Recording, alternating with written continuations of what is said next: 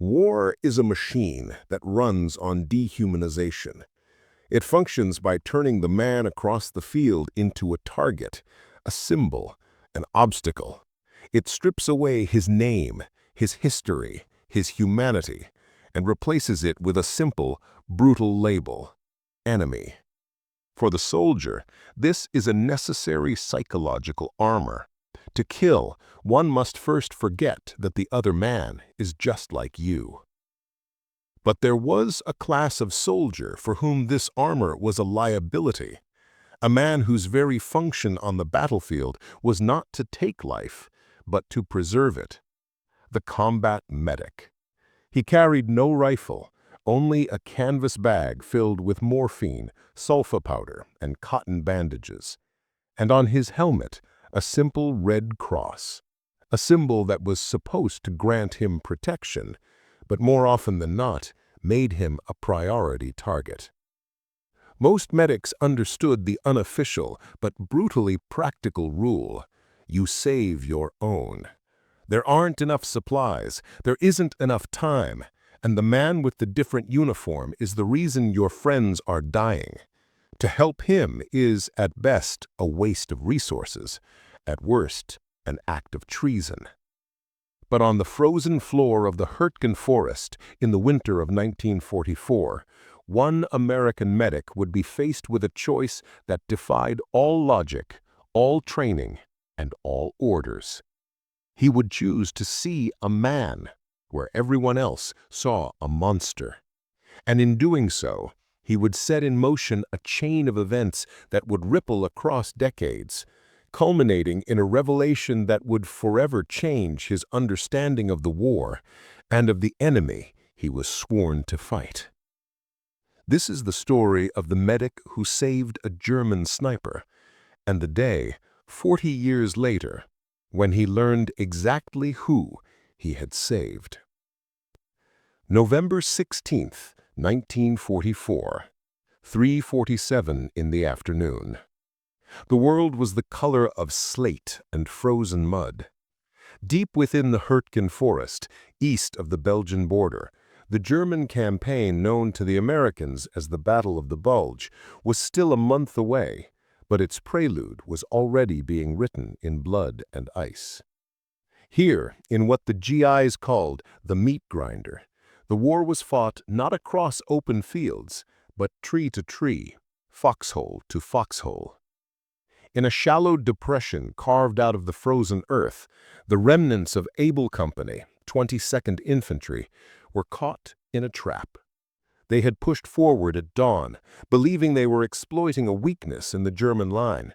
Instead, they had walked directly into a prepared killing zone.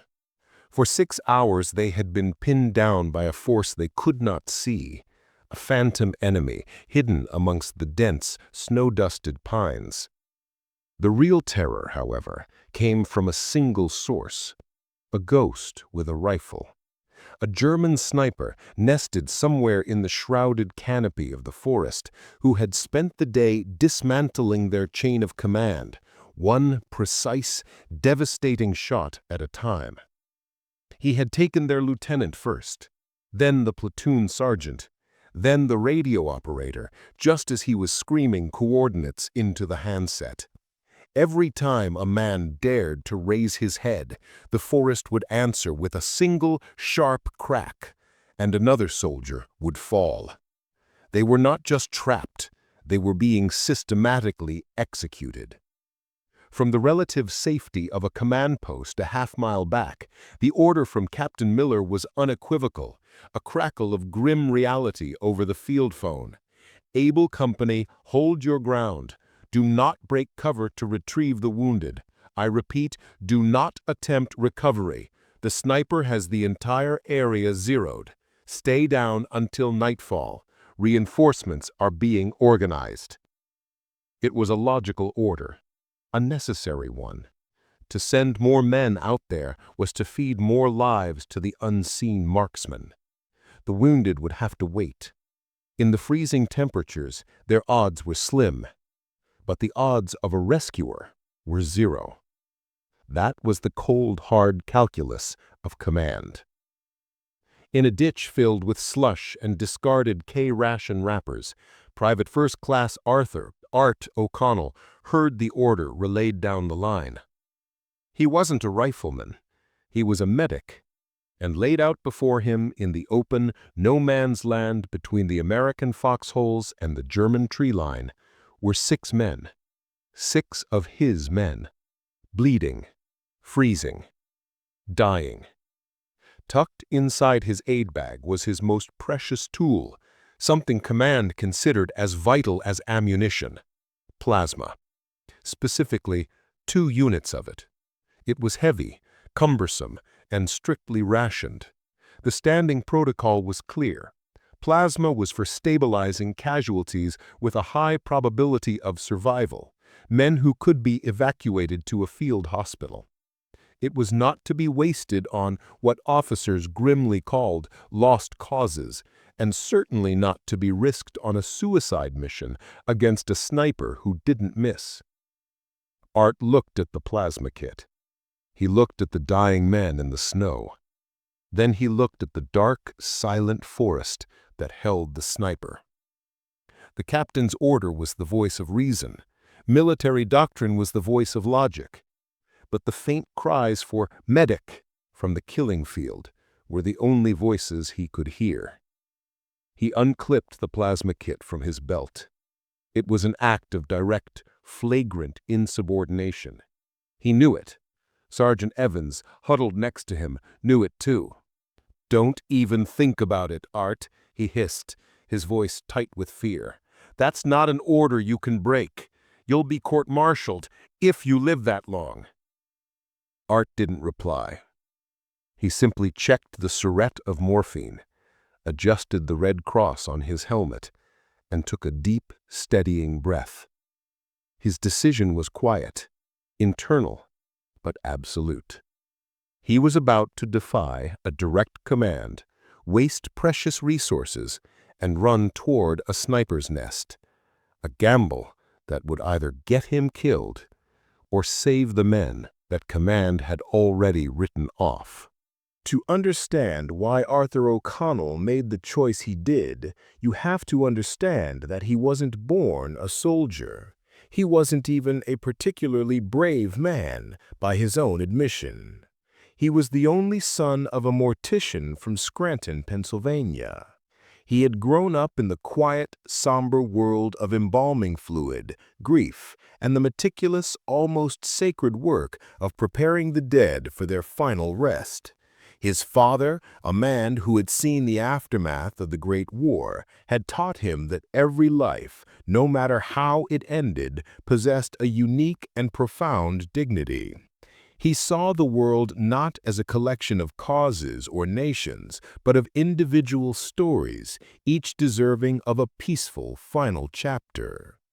When the draft notice arrived in 1942, Art's religious convictions as a devout Methodist led him to declare himself a conscientious objector.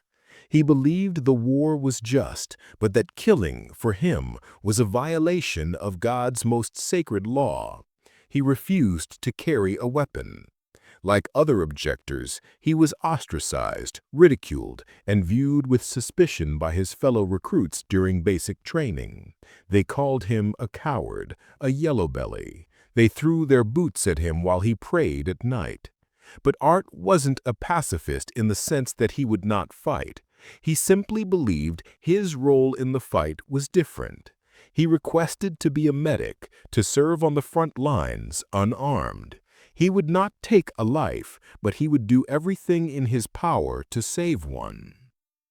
His unit, the 22nd Infantry Regiment of the 4th Infantry Division, had landed at Utah Beach on D-Day. They had fought their way through the hedgerows of Normandy and were now embroiled in the Battle of the Hürtgen Forest. Their primary adversary was the veteran 272nd Volksgrenadier Division, a unit filled with hardened soldiers who knew this forest like the back of their hand. They were masters of camouflage, ambush, and psychological warfare, and among them were some of the most skilled snipers on the Western Front. Art's squad reflected the melting pot of America. There was Sergeant Evans, a cynical but protective NCO from Chicago who had seen too much. Private Miller, a farm boy from Iowa who was barely 18. And Corporal Sanchez, a quiet, watchful man from Los Angeles who read poetry in his foxhole. In the crucible of combat, they had stopped seeing Art as a coward. They had seen him time and again run into machine gun fire to drag a wounded man to safety. They no longer questioned his beliefs. They just prayed he'd be there when their luck ran out. Now their luck had run out. The strategic situation was a nightmare. The Hürtgen was a fortress of nature. Towering fir trees blocked artillery trajectories, their branches causing shells to detonate in the air, raining shrapnel down indiscriminately, a phenomenon the GIs called tree bursts. The forest floor was a maze of steep ravines, slick with ice and decaying leaves, making any movement treacherous. The Germans had laced the forest with bouncing bedding mines and machine gun nests, perfectly sighted along the few clear paths. The radio crackled again, this time with a more frantic edge. A forward observer from another platoon reported seeing movement in the trees, not just from the sniper's suspected position, but all along the ridge. The Germans weren't just pinning them down, they were preparing to encircle and annihilate them. The sniper wasn't just a marksman, he was the anchor of a closing trap. Captain Miller's voice came back over the line, colder than before. All units, be advised, enemy strength is greater than anticipated. Prepare for a coordinated assault. Do not move from your positions. I repeat, hold the line at all costs. The official plan had failed. Time was running out, and the 6 wounded men in the snow were now not just casualties, they were bait. Their cries were a siren song, luring their friends into the sniper's scope. For the men of Able Company, huddled in their frozen foxholes, the chilling realization dawned. Command wasn't coming. They had been left to die. It was in that moment of absolute despair that Art O'Connell saw something no one else did. It wasn't a tactical advantage or a hidden path. It was a detail born of his unique perspective. He wasn't watching the German tree line for muzzle flashes. He was watching the wounded. He saw the way the steam rose from their warm blood as it melted the snow. He saw the subtle twitch of a limb, the shallow rise and fall of a chest. He was cataloging life, not death. And then he saw it, a flicker of movement from the tree line, but it wasn't a muzzle flash. It was a glint of metal, sunlight catching an optic lens, not from the high canopy where they expected, but from a dense, almost impenetrable thicket of fallen logs and undergrowth much closer to the ground. The sniper wasn't in the trees. He was dug in like a tick at ground level, and from that position he had a perfect, sweeping view of the entire field.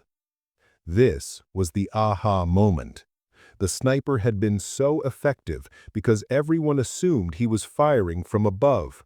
The GIs kept their heads down, their eyes scanning the treetops, completely oblivious to the real threat just 100 yards in front of them. The sniper wasn't just a good shot. He was a master of psychology. But Art saw something else.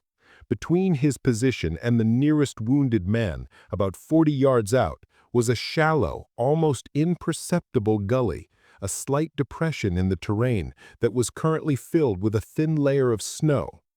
It wasn't deep enough to provide real cover if you were standing, but if you were crawling, if you stayed impossibly low, you might just be below the sniper's line of sight. His plan was insane, born of desperation and a mortician's son's refusal to accept a preventable death. He wasn't going to save all 6 men at once. He was going to save one, and then another, and another. He would use the gully as his lifeline. "Cover me," he whispered to Sergeant Evans, his voice unnervingly calm. Before Evans could object, Art was over the edge of the ditch. He didn't run. He fell, belly flopping into the icy slush and crawling, worming his way forward, pushing his medical bag ahead of him. His movements were agonizingly slow, deliberate. He kept his head pressed so low to the ground that he could smell the frozen earth. From the sniper's perspective, this must have been utterly bewildering. Through the powerful Zeiss scope of his Carabiner 98K, he saw a single American helmet marked with a red cross slowly slithering through the snow. It wasn't an attack. It wasn't a retreat. It was something else. It was a violation of the battlefield's brutal logic. Medics were brave, yes, but this was suicidal. Was it a trick? A new American tactic designed to draw his fire and reveal his position? The hesitation was only for a moment, but it was enough. Art reached the first soldier, Private Miller, the boy from Iowa. Miller was conscious, a bullet having shattered his femur. Art didn't speak. He just put a finger to his own lips, then went to work with a brutal efficiency.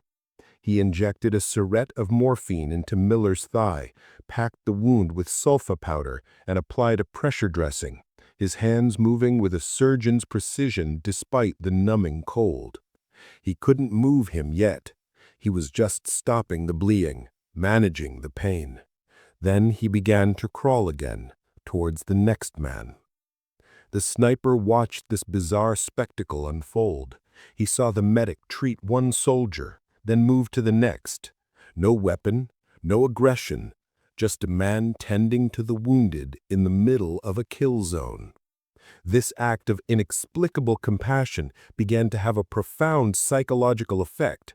The German commanders observing the line likely saw it too. What was this? Was it a sign of an imminent large-scale assault, with the Americans brazenly tending to their wounded beforehand? Or was it the act of a madman? The uncertainty created a pause, a tactical hiccup, and in that pause, the tide began to turn. Art reached a second man, then a third. He stabilized them all one by one.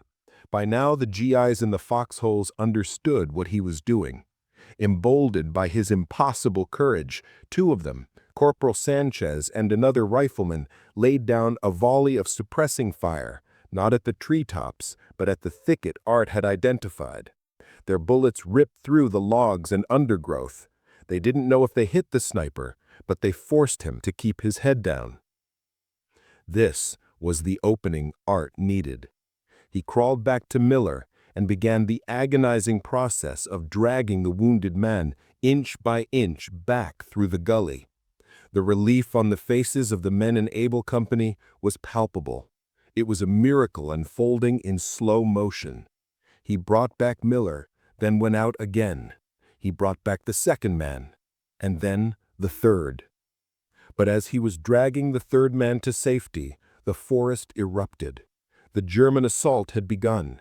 Mortar shells rained down and machine gun fire tore through the trees. In the chaos, Art saw him, the sniper. The German soldier was scrambling from his hiding place, trying to fall back to his own lines, when a stray American mortar round landed just feet away.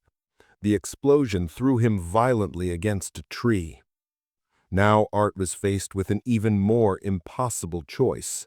The enemy, the man who'd been methodically killing his friends all day, was now wounded, exposed, and just 30 yards away. His duty was to his own men. His orders were to take cover. His every instinct for survival screamed at him to get back to the safety of the American line. He ignored them all. He ran. Zigzagging through the explosions and gunfire, he ran not towards the American foxholes, but towards the wounded German sniper. He reached the man, who was conscious, his eyes wide open with a mixture of terror and disbelief. His leg was mangled, and a piece of shrapnel was embedded in his shoulder. He feebly tried to reach for his pistol. "Ruhig," Art said, using one of the few German words he knew. "Calm down. I'm a medic." He pointed to the red cross on his helmet. Then, as American and German bullets flew over their heads, Arthur O'Connell, the conscientious objector from Scranton, began to treat the wounds of the men who'd just tried to kill him. The legend of what happened that day in the Hürtgen Forest would grow with each telling. Captured German soldiers from the 272nd Division would later speak of the ghost medic of the Hürtgen Forest, an American who seemed immune to bullets, a man who walked through fire to save the dying, regardless of their uniform. They believed he was part of a much larger elite rescue unit, not a lone soldier acting on his conscience. The brilliance of his action was not just in its bravery, but in the profound tactical confusion it sowed in the mind of his enemy. By the time the German assault was repelled and night finally fell, Art had managed to drag the wounded sniper back to the American lines, along with the last of the American casualties he'd treated. The first person to greet him was Sergeant Evans. The cynical NCO from Chicago simply stared at him, then at the groaning German prisoner, then back at Art. He opened his mouth to say something, then closed it. Finally, he just shook his head and clasped Art's shoulder. "I'll be damned, Art," he said, his voice thick with emotion. "I'll be damned." One by one, the survivors of Able Company came forward, their faces etched with exhaustion and awe. A private, his arm in a sling Art had made, simply said, "You saved us, all of us." It was a quiet, profound validation from the only people whose opinion truly mattered. The formal debriefing, however, was a different matter. The next morning, Art was summoned to the command tent to face Captain Miller. Miller was a good officer, a by-the-book West Pointer who carried the weight of his command heavily. The tent was cold, smelling of wet canvas and kerosene. Miller stood over a map, his face grim. He didn't invite Art to sit. "Private O'Connell," he began, his voice dangerously level. "I have 6 men alive today who, by all rights, should be dead. I also have a report here that says you directly disobeyed a standing order to hold your position." He paused, letting the accusation hang in the freezing air. "Furthermore, you expended 2 units of plasma, our entire company's reserve, on casualties I had deemed non-recoverable. And to top it all off, you brought an enemy sniper into our aid station, an enemy who killed my platoon lieutenant and 5 other men. Explain yourself." The tension was suffocating. This was the moment of reckoning. A court-martial seemed inevitable. Art stood at attention, his clothes still caked with frozen mud and the dried blood of both American and German soldiers. His defense was not an excuse. It was a simple, unshakable statement of his core belief. "Sir," he said, his voice clear and steady, "my duty is to preserve life, not to judge which life is worth preserving." He looked the captain directly in the eye. "Those men were dying, sir. The German was dying. I'm a medic. I did my job." The captain stared at him for a long, silent moment. The answer was irrefutable in its simplicity. It was an appeal not to military law, but to a higher moral law. The captain sighed, the anger draining from his face, replaced by a weary understanding. He picked up a pen from his desk and scrawled something on a report. "What you did out there yesterday was the single most reckless, insubordinate, and bravest thing I have ever witnessed. You put this entire company at risk. You also saved it. The confusion you caused in the German lines gave us the time we needed to repel their assault." He finally looked up at Art. "The official report will state that you acted under my orders to conduct a high-risk medical recovery. The plasma will be listed as lost in combat. You are not to speak of this again. Do you understand?" "Yes, sir." He was not punished. He was not officially praised. He was simply sent back to his duties. But his reward came a week later, not in a ceremony, but in a quiet moment behind the lines. Sergeant Evans handed him a small, worn Bible. Tucked inside was a letter, signed by every surviving member of the platoon, simply stating, "Art, thank you for our lives." For the mortician's son from Scranton, no medal could have meant more. The German sniper, meanwhile, was stabilized and shipped to a POW camp in the rear, disappearing into the vast, anonymous machinery of war. The ripples of Arthur O'Connell's actions in the Hürtgen Forest spread further than he could have ever imagined. While his specific act of defiance was officially buried in paperwork, the after-action reports of the battle spoke of the devastating effectiveness of German snipers and the catastrophic casualty rates from tree-burst artillery. In the years that followed the war, U.S. Army medical doctrine began to quietly evolve. New training manuals for combat medics started to include sections on battlefield triage under active fire and the psychological impact of medical personnel on enemy morale. They gave it a technical name: humanitarian projection in a contested zone.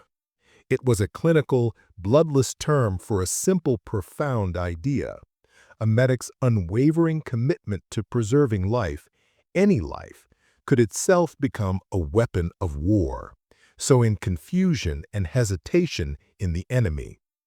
The unorthodox solution of a lone conscientious objector was slowly, quietly being absorbed into the institution that had once condemned it. Archived testimonies from the men of Able Company bear witness to the lasting impact of that day. In a letter home dated December 20, 1944, Corporal Sanchez wrote, "I saw our medic, a man who refuses to carry a gun, do the bravest thing I've ever seen. He walked into hell to save us. He even saved the sniper who was killing us. I don't think I'll ever understand it, but I know I'm alive because of it." After the war, Arthur O'Connell returned to Scranton. There were no parades for him. He quietly took over the family business from his aging father. The man who had faced down German machine guns and saved a platoon now spent his days comforting grieving families and ensuring a dignified final peace for the people of his hometown. He married, had 2 children, and rarely, if ever, spoke of the war. His gentle, quiet life stood in stark, silent contrast to the violence he had witnessed. The memories of the Hürtgen Forest were locked away, a private burden he carried alone. Then, in the autumn of 1982, nearly 40 years after that frozen afternoon, a letter arrived at the O'Connell and Son funeral home. It was postmarked from Stuttgart, Germany. The handwriting on the envelope was formal, precise. Art opened it, his hands, now 62 years old, trembling slightly. The letter was written in clear, if slightly stilted, English. It began, "To the American medic of Able Company, 22nd Infantry. I do not know if this letter will find you. I do not even know your name. But I have spent many years searching. My name is Klaus Wagner, and I was the man you saved in the Hürtgen Forest on November 16, 1944. Art had the sit down, the funeral home's quiet parlor suddenly spinning. The letter continued, and with each word, the faceless enemy combatant from his past began to take shape, to become a man. "I was a school teacher from Munich," Wagner wrote. "I was drafted in 1940. I never believed in the cause, but I fought for the men beside me, for my country. That day, in the forest, my duty was to stop your company from advancing. It was the darkest work of my life. When I was wounded, I was sure I would die. When I saw you running towards me, I was sure you were coming to kill me. But you didn't. You showed me a humanity I thought had been lost to the world. The letter went on to explain that after the war and after his release from the POW camp, Klaus Wagner had returned to teaching. He had a wife, children, and now grandchildren. He had dedicated his life, he wrote, to teaching his students about the horrors of war and the importance of compassion, using the story of the anonymous American medic who saved his life as his primary lesson. But it was the final paragraph that shattered Arthur O'Connell's carefully constructed piece. I have enclosed a photograph of my family. My oldest grandson is named Arthur. He will be a doctor. I tell him his name comes from a great man, an American soldier who taught his grandfather that even in the middle of a war, we can choose to be healers instead of murderers. The choice you made that day did not just save my life, it saved my soul. Thank you. Tucked inside the letter was a photograph, and smiling elderly German man surrounded by his family. His oldest grandson, a young man named Arthur, stood beside him, his arm around his grandfather's shoulder. Arthur O'Connell sat in the silence of his funeral home, the letter in one hand, the photograph in the other. The weight of 40 years of unspoken memory came rushing back. The sniper finally had a name. He had a family. He had a life, a good life, a life that had, in turn, created more life. In that moment, the final, profound moral of his defiant decision became clear. Sometimes, the most profound acts of war are not the ones that take a life, but the ones that give one back.